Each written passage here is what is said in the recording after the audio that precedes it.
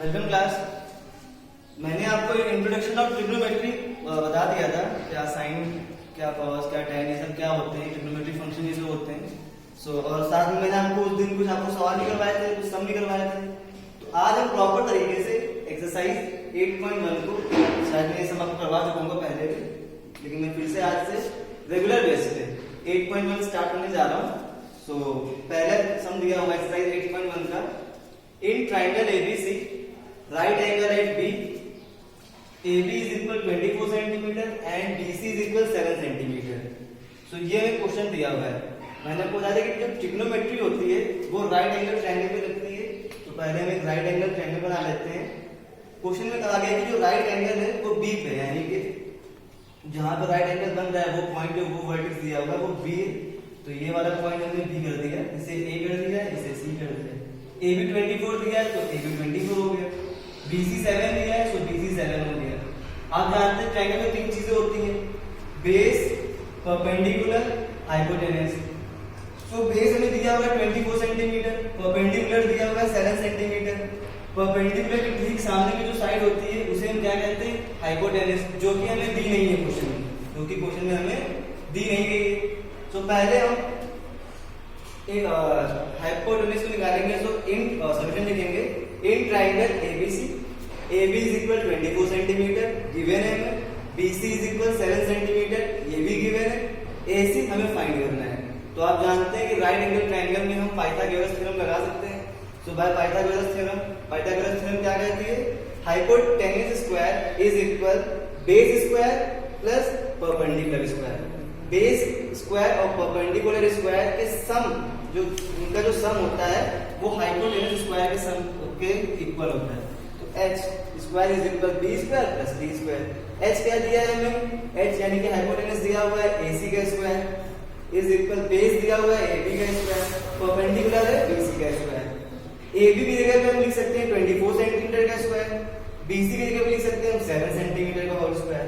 Whole square खोलेंगे 24 जो होता है उसका स्क्वायर 576 सेंटीमीटर होता है, 576 सेंटीमीटर स्क्वायर हो गया। 7 सेंटीमीटर का स्क्वायर खोलेंगे तो 49 सेंटीमीटर स्क्वायर हो गया।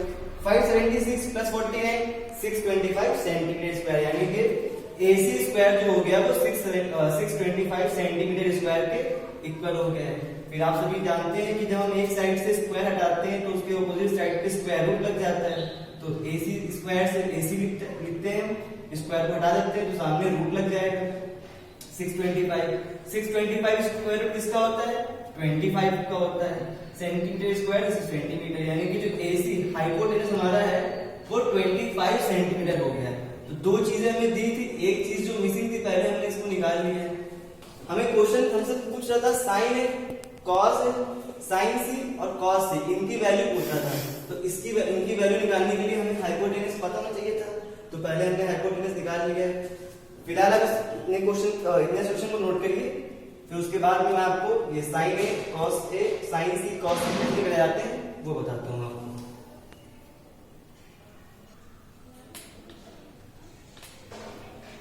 तो हमें साइन ए बताना है। साइन ए मैंने आपको बताया था कि साइन जो होता है, साइन परपेंडिकुलर अपॉन हाइपोटेनस का जो रेशियो होता है, P अपॉन H का जो रेशियो होता है उसे ही हम साइन कहते हैं, साइन थीटा कहते हैं। बताया था मैंने आपको। यहाँ पे साइन ए चल रहा है, यानी कि ए इस एंगल से हम देख रहे हैं। तो साइन ए क्या होता है, परपेंडिकुलर अपॉन हाइपोटेनस। तो ए से अगर हम देखें तो हमारे लिए परपेंडिकुलर क्या है, BC होगा, अपॉन हाइपोटेनस क्या है, AC होगा। So sine A is equal BC कितना दिया हुआ है 7 सेंटीमीटर, AC कितना दिया हुआ है 25 सेंटीमीटर। सेंटीमीटर से सेंटीमीटर कैंसिल हो गया। So sine A is equal 7 upon 25। ठीक है, ऐसे ही cos A निकालना है। तो cos A, जो cos A होता है वो क्या होता है, वो बेस अपॉन हाइपोटेनस का जो रेशियो होता है B upon H, base upon hypotenuse जो होता है वो cos थीटा होता है। तो यहाँ पे बेस कितना चल रहा है, वो चल रहा है AB, हाइपोटेनस कितना है AC क्योंकि हम A के टर्म्स में देख रहे हैं। सो ये हो जाएगा 24 सेंटीमीटर अपॉन 25 सेंटीमीटर, सेंटीमीटर से centimetre cancel. So cos A is equal हो जाएगा 24 अपॉन 25। यही हमारे आंसर है। तो पहला वाला जो हमने निकाला था साइन है कॉस है, ये हमने सॉल्व कर लिया है। आई होप कि मेरी बात आपको समझ में आई होगी। इन दोनों को आप नोट कर सकते हैं। अब हमें साइन सी और कॉस सी निकालना है। एक साइन सी, दोनों में फर्क क्या था? साइन तो टर्म यहाँ पे भी चल रहा था, साइन यहाँ पे भी चल रहा है। यहाँ पे एंगल ए चल रहा था, यहाँ पे एंगल सी चल रहा है, तो साइन सी। अब हम अगर देखेंगे तो हम इस ए के थ्रू चीजों को नहीं देखेंगे, अब हम जो देखेंगे वो हम सी के थ्रू देखेंगे। तो अगर आप इसको फिर से बना दें, कुछ ये इस तरीके से बन जाएगा। बी पे तो राइट एंगल रहेगा ही रहेगा। इस बार सी वाला पॉइंट हम यहाँ पे कर लेते हैं, ए वाला पॉइंट हम यहाँ पे कर लेते हैं। तो ए बी कितना दिया? 24 दिया था, वो ए बी 24 ये हो जाएगा। BC 7 दिया था, तो BC 7 ये हो जाएगा। किसी भी ट्रायंगल में परपेंडिकुलर और बेस तो चेंज हो सकते हैं, लेकिन हाइपोटेनस जो होता है वो कभी भी चेंज नहीं होता। वो जितनी उसकी लेंथ होती है वो उतनी रहती है, क्योंकि तीनों चीजों में हाइपोटेनस, बेस और परपेंडिकुलर में जो हाइपोटेनस होता है वो सबसे बड़ा होता है, वो कभी भी चेंज नहीं होता है। तो आप देख रहे हैं बेस यहाँ पे 24 था, यहाँ पे 7 हो गया, यहाँ पे परपेंडिकुलर 7 था, यहाँ पे 24 हो गया, लेकिन हाइपोटेनस दोनों कंडीशन में सेम है। तो अब हमें सी के थ्रू देखना है। तो साइन सी अभी मैंने बताया आपको P अपॉन H होता है, परपेंडिकुलर अपॉन हाइपोटेनस। तो इस केस में जो परपेंडिकुलर है वो AB है और जो हाइपोटेनस है वो AC है। सीधे सीधे लिख देता हूं मैं, sine C is equal AB कितना है? 24 सेंटीमीटर, तो कैंसिल हो जानी है। 24 अपॉन AC कितना दिया हुआ है? 25।